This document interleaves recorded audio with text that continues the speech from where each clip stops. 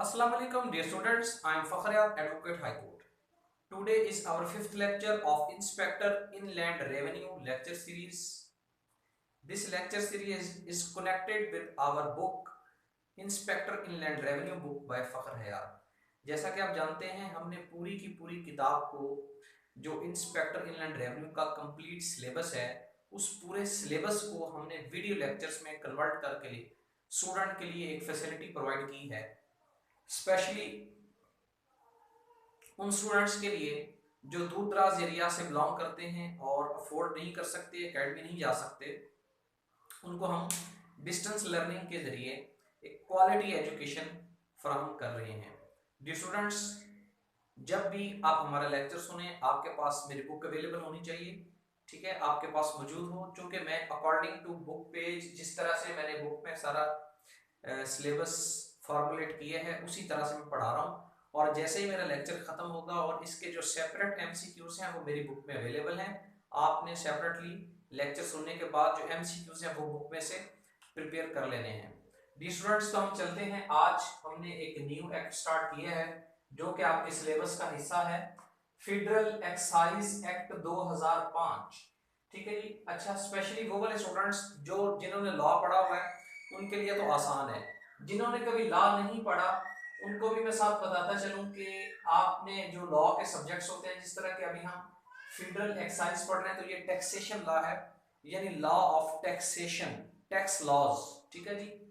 तो जो लॉ के स्टूडेंट्स हैं उनको उनकी चूंकि बियर एक्ट्स पढ़ने की रूटीन बनी होती है, जिन्होंने लॉ नहीं किया हुआ, जो इंस्पेक्टर इनलैंड रेवेन्यू के लिए तैयारी कर रहे हैं, जिस तरह से इकोनॉमिक्स के स्टूडेंट्स हैं, स्टूडेंट स्टैटिस्टिक्स के हैं, B com M com M B A वाले हैं, ठीक है, उनको मैं बताता चलूँ बिल्कुल बेसिक लेवल से मैं इंशाल्लाह स्टार्ट करता हूँ। हर सब्जेक्ट अल्लाह ताला के फजल करम से इतना आसान करके उस सब्जेक्ट को पढ़ाता हूँ कि आप लोगों को 100% अंडरस्टैंडिंग हो जाती है, आपका क्लियर हो जाता है कि आपको क्या पढ़ाया जा रहा है। जी स्टूडेंट्स, तो हम बेसिक लेवल से स्टार्ट करते हैं। सबसे पहले फेडरल एक्साइज एक्ट। अब सबसे पहले जहां तक तलक है फेडरल का, तो फेडरल जैसा कि आप जानते हैं कि फेडरल का मतलब है वफाकी लेवल की बात हो रही है, फेडरेशन की बात हो रही है, सेंट्रल लेवल की बात हो रही है, पूरे नेशनल लेवल की बात हो रही है, पूरे कंट्री की बात हो रही है। जैसे कि नाम से जाहिर है फेडरल, इट्स मीन कि ये वाला जो एक्ट है ये फेडरल लेवल पर एग्जिस्ट करता है, इट्स मीन पूरे पाकिस्तान में एनफोर्सेबल है। अगर यहां पर लगा होता प्रोविंशियल एक्साइज एक्ट तो फिर इसका मतलब होता कि ये वाला जो एक्ट है वो सूबाई लेवल पर, प्रोविंशियल लेवल पर एग्जिस्ट करता है। अब यहाँ पर फेडरल है तो इट्स मीन कि ये पूरे पाकिस्तान में एनफोर्सेबल है। फेडरल एक्साइज, एक्साइज लफ्ज का मतलब होता है कोई भी ऐसा टैक्स जो वाजिबुल अदा है, जो आपने लेना है। ठीक है, आवाम से अगर आपने महसूल इकट्ठा करना है, पैसे लेने हैं, तो वो जो लेने का मतलब उसको कहते हैं एक्साइज। ठीक है, और act is the act of parliament, आपकी नेशनल असेंबली, ठीक है, आपकी जो मुकन्ना है जिसको आप लेजिस्लेशन कहते हैं, ठीक है, नेशनल असेंबली जो भी कवानीन बनाती है पार्लियामेंट में बैठकर उनको एक्ट कहा जाता है। It is an act of parliament. ठीक है जी। फेडरल एक्साइज एक्ट 2005, ये वाला एक्ट 2005 में आया था, फेडरल एक्साइज एक्ट। ठीक है, और ये हर साल अमेंडमेंट के साथ अपडेट होता रहता है। अब लेटेस्ट जो चल रहा है वो है federal excise act amended up to 2021, जो कि आपका सिलेबस आपको फेडरल पब्लिक सर्विस कमीशन ने प्रोवाइड किया है, वो अपडेटेड है अकॉर्डिंग टू 2021। ठीक है, तो ये जो मैं आपको पढ़ा रहा हूँ फेडरल एक्साइज एक्ट, ये भी अमेंडेड है 2021 की अमेंडमेंट्स के साथ। तो डियर स्टूडेंट्स, कोई भी एक्ट किस मकसद के लिए बनाया जाता है, किसी स्पेसिफिक मकसद के लिए बनाया जाता है। ठीक है, तो अब ये वाला जो फेडरल एक्साइज एक्ट है इसका भी एक पर्पस है। बेसिकली पर्पस तो एक जामिया पर्पस अगर हम डिस्कस करें तो वो तो है टैक्स की कलेक्शन, कि हमने रेवेन्यू जनरेट करना है फील्ड में से, डिफरेंट जो हमारी असाइंड टेरिटरी है पूरा पाकिस्तान, वहां से हमें टैक्स की कलेक्शन करनी है। तो टैक्स की कलेक्शन के लिए तो सेल एक्ट भी मौजूद है, टैक्स की कलेक्शन के लिए तो प्रोविंशियल लेवल पर भी टैक्स लॉज मौजूद है, टैक्स की कलेक्शन के लिए तो इनकम टैक्स लॉ भी मौजूद है। ठीक है, तो फिर टैक्स की कलेक्शन के लिए इतने ज्यादा लॉज की क्या जरूरत है, आपके माइंड में सवाल तो आता होगा। ठीक है, तो उसका आंसर ये है कि डिफरेंट प्रोडक्ट्स की एक लिस्ट बनाकर, डिफरेंट कैटेगरीज बनाकर उनको डिफरेंट लॉज के जरिए एनफोर्स किया गया। ठीक है, अब कुछ ऐसा आपको मैं आपसे एक सिनेरियो डिस्कस करूंगा जिससे हम फेडरल एक्साइज एक्ट के जरिए टैक्स की कलेक्शन करते हैं। ठीक है, सेल का जो बिजनेस है, सेल परचेज का, उसकी हम सेल के जरिए करते हैं, और जो इनकम है हमारी उसकी हम इनकम टैक्स के जरिए करते हैं। ठीक है जी, तो ये स्टूडेंट्स डिफरेंट किस्म का टैक्स कलेक्ट करने का एक मेथड है। ठीक है, तो फेडरल एक्साइज एक्ट बेसिकली एक लफ्ज इस्तेमाल होगा बार बार, FED, फेडरल एक्साइज ड्यूटी। ठीक है, फेडरल एक्साइज का आपको पता है, ड्यूटी का मतलब भी टैक्स होता है किस्म का। ठीक है, तो फेडरल एक्साइज एक्ट के तहत हम क्या कलेक्ट करते हैं, फेडरल एक्साइज ड्यूटी। अब हम किन लोगों से फेडरल एक्साइज एक्ट के तहत टैक्स कलेक्ट करेंगे, तो बेसिकली स्पेशली आप ये देखें कि जो आपका मैन्युफैक्चरिंग, अगर किसी भी जगह पर कोई मैन्युफैक्चरिंग का बिजनेस कर रहा है कोई भी पर्सन पाकिस्तान में, तो मैन्युफैक्चरिंग के बिजनेस के ऊपर जो आप सेल परचेज बाहर से करते हैं, रॉ मटेरियल लेकर आते हैं और पाकिस्तान में बैठकर पाकिस्तान की टेरिटरी में मैन्युफैक्चरिंग करते हैं, तो मैन्युफैक्चरर्स के ऊपर कौन सा टैक्स लगता है, फेडरल एक्साइज एक्ट के तहत फेडरल एक्साइज ड्यूटी। ठीक है जी, ये मैंने आपको एक जनरल सा सिनेरियो बता दिया कि पाकिस्तान में कोई भी पर्सन अगर पाकिस्तान में आकर बिजनेस करता है, पाकिस्तान में उसने ऑलरेडी कंपनी लगा रखी है, या बाहर से आकर पाकिस्तान में कोई कंपनी लगाता है और पाकिस्तान में अपनी किसी प्रोडक्ट की मैन्युफैक्चरिंग करता है, तो मैन्युफैक्चरिंग बिजनेस के ऊपर फेडरल एक्साइज ड्यूटी लगती है according to federal excise act. Understand? तो डी स्टूडेंट्स, इसकी डिटेल जो है वो हम स्टेप बाय स्टेप आप लोगों से डिस्कस करेंगे। तो आज हम पहला चैप्टर पढ़ेंगे, चैप्टर नंबर 1, प्रीलिमिनरी। प्रीलिमिनरी का मतलब होता है बुनियादी मालूमात। आप ये लफ्ज जहां पर भी आपके इस्तेमाल में आए, किसी बुक के इनिशियल पेजेस में आए, किसी बुक के कंटेंट्स में सबसे टॉप पर लिखा हो प्रीलिमिनरी। आप कोई नॉवल पढ़ रहे हैं, कोई भी चीज पढ़ रहे हैं, किसी भी इन हिस्ट्री की कोई किताब पढ़ रहे हैं, तो सबसे पहले लिखा होता है प्रीलिमिनरी। प्रीलिमिनरी का मतलब होता है बुनियादी मालूमात। ठीक है, तो इस एक्ट की कुछ बुनियादी मालूमात जो है वो आपसे प्रीलिमिनरी में डिस्कस की गई है सेक्शन नंबर 1 में, और उसके बाद है सेक्शन नंबर 2 डेफिनेशंस का। इस तरह से चैप्टर 1 कंप्लीट हो जाता है। तो चैप्टर 1 में हम देखते हैं प्रीलिमिनरी में क्या है फेडरल एक्साइज एक्ट में। Section number 1 come into force July 2005। ठीक है, फेडरल एक्साइज एक्ट जुलाई 2005 में एनफोर्सेबल हुआ and it extends to whole of Pakistan, और ये पूरे पाकिस्तान में एनफोर्सेबल है। जी स्टूडेंट्स, एक बात आपने याद रखनी है कि ये जो मैं आपको फेडरल एक्साइज एक्ट पढ़ा रहा हूँ, इसको आपने 2 एंगल से इसको आपने याद रखना है। एक एंगल तो आपके माइंड में ये होना चाहिए कि आपको फेडरल एक्साइज एक्ट आ रहा है, आपके कॉन्सेप्ट क्लियर हो रहे हैं सब्जेक्टिव फॉर्म में, ताकि कल को आप जब इंटरव्यू में जाएंगे तो आपको पता हो what is federal excise act, it extends to whole Pakistan, definitions क्या हैं, फेडरल एक्साइज ड्यूटी के एटसेट्रा। और दूसरा आपने क्योंकि आपका जो पेपर है अभी, जो आपका रिटन पेपर FPSC आपसे लेगा वो है MCQs फॉर्म में। दूसरा, मैं आपको जितना पढ़ाता जाऊंगा मैं साथ साथ आपको जितने FPSC के इसके एक्ट में से जो MCQs जहां पर बन सकते हैं वो मैं आप लोगों से डिस्कस करूंगा।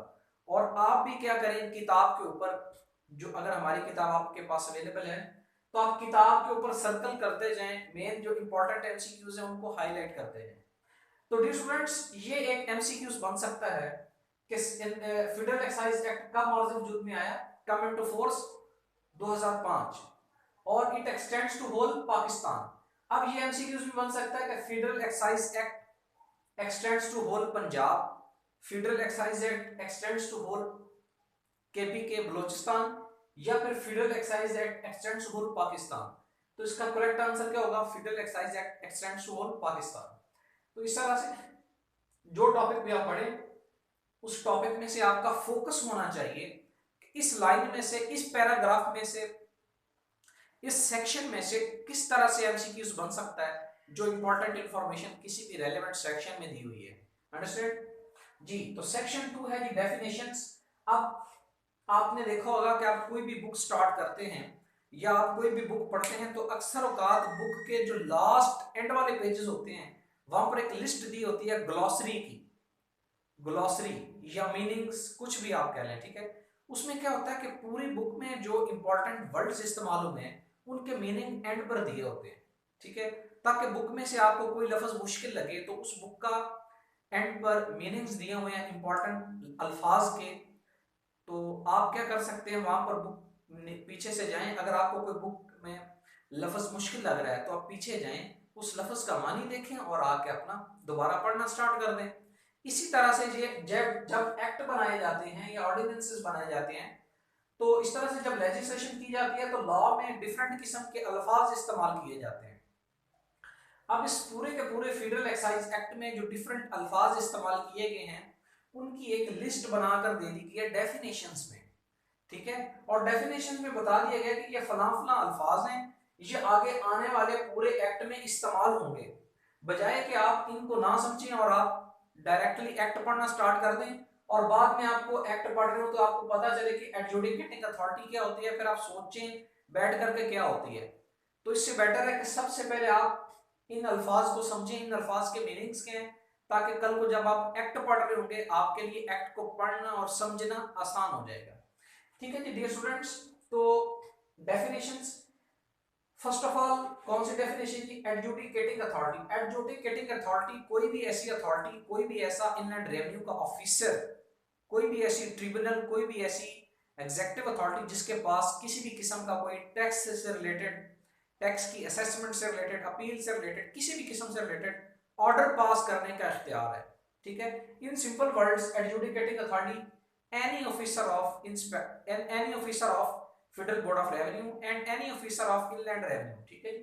एडजुडिकेटिंग अथॉरिटी का मीनिंग आपको बता रहा हूँ। सेकंडली है कि एडजस्टमेंट, एडजस्टमेंट का मतलब होता है टैक्स के जहां पर मैटर्स होते हैं, असेसमेंट्स रिलेटेड, कैलकुलेशंस रिलेटेड, कुछ चीजें जमा माइनस करनी पड़ती हैं। थर्ड है कि एपेलेट ट्रिब्यूनल, एपेलेट ट्रिब्यूनल एक किस्म का, ये एक किस्म का बेंच होता है, जिस तरह से हाई कोर्ट में 3 जजेस बैठते हैं, बेंच एक बन जाता है जजेस का, ठीक है। इस तरह से ये एपेलेट ट्रिब्यूनल भी कुछ सीनियर ऑफिसर्स होते हैं इनलैंड रेवेन्यू के, कुछ एग्जीक्यूटिव्स होते हैं, कुछ रिटायर्ड जो है सीनियर लेवल के फाइनेंस के लोग होते हैं, तो उनकी एक 2 से 3 लोगों की एक एपेलेट ट्रिब्यूनल बना दी जाती है कि अगर किसी भी लेवल पर रेवेन्यू का कोई इशू हो, फेडरल बोर्ड ऑफ रेवेन्यू का टैक्स से रिलेटेड, तो ये एक अथॉरिटी है, 3 लोगों का बेंच बैठा होगा, आप उनके पास जाए अपना मसला पेश करें, अपील कर सकता है इनके पास। नंबर 4 बोर्ड का मतलब है inland revenue, federal board of revenue. Number 5 chief commissioner, जो पूरे एक रीजन को जो है रिप्रेजेंट करता है, चीफ कमिश्नर इंलैंड रेवेन्यू। कन्वेंस का मतलब कोई भी गाड़ी, जो किसी भी कंपनी की गाड़ी है जो मैन्युफैक्चरिंग का सामान लेकर इधर उधर जा रही है, ठीक है। डिफॉल्ट सरचार्ज एक किस्म की पेनल्टी होती है, अगर कोई बंदा टैक्स पे नहीं करता वक्त के ऊपर तो उसको पेनल्टी के तौर पर डिफॉल्ट सरचार्ज, ठीक है। डिस्ट्रीब्यूटर का मतलब होता है कोई भी ऐसा बंदा जो मार्केट से प्रोडक्ट उठाता है मैन्युफैक्चरर से और अपने डिस्ट्रिक्ट या डिवीजन में आके होलसेल में डिवाइड कर देता है, उसको कहते हैं डिस्ट्रीब्यूटर। और ड्यू डेट होती है जिस डेट पर आपने टैक्स वाजिब लगा है।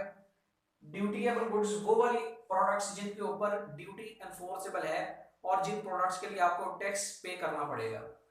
ड्यूटीएबल सप्लाई, ठीक है, ड्यूटीएबल सप्लाई वो सप्लाई जिसके ऊपर आपको टैक्स देना पड़ता है। Duty and due date, understand. Establishment का मतलब है कोई भी कंपनी के जो होते हैं एग्जीक्यूटिव्स। फैक्ट्री आप जानते हैं, फैक्ट्री का मतलब ऑफिसर ऑफ इनलैंड रेवेन्यू, तमाम ऑफिसर्स। फ्रेंचाइज आप जानते हैं किसी भी बिग कंपनी का छोटा यूनिट।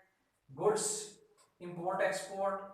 काइबोर, ये वाला जो इंपॉर्टेंट एमसीक्यूज है, KIBOR Karachi inter bank offered rate, ठीक है जी, ये 2 से 3 दफा आपके पास पेपर्स में आ चुका है। मैन्युफैक्चरर का आपको पता है, नॉन बैंकिंग फाइनेंशियल सर्विसेज वो वाली बैंकिंग फाइनेंशियल सर्विसेज जिनके ऊपर इंटरेस्ट रेट बहुत कम होता है। Tariff and non tariff area, ये डेफिनेशन इंपॉर्टेंट है। टैरिफ भी एक किस्म का टैक्स है, जब भी आप किसी बाहर वाले कंट्री में जाके उस कंट्री में अपना कोई प्लांट वगैरह लगाएंगे तो चूंकि आप आउटसाइडर हैं, वहां के आप लोकल रेजिडेंशियल नहीं है, तो वो अपने कंट्री में मैन्युफैक्चरिंग करने के लिए, बिजनेस करने के लिए आपसे एक टैक्स लेंगे जिसका नाम टैरिफ है। टैरिफ भी एक किस्म का टैक्स होता है, ठीक है। अब टैरिफ एरिया और नॉन टैरिफ एरिया कौन सा होता है? टैरिफ एरिया वो वाला एरिया जहां पर टैरिफ का टैक्स एनफोर्सेबल है, और नॉन टैरिफ एरिया कोई ऐसी टेरिटरी जिस तरह से पाकिस्तान में आजाद जम्मू एंड कश्मीर है, वहां पर टैरिफ नहीं दिया जाता, वो नॉन टैरिफ एरिया है, ठीक है जी।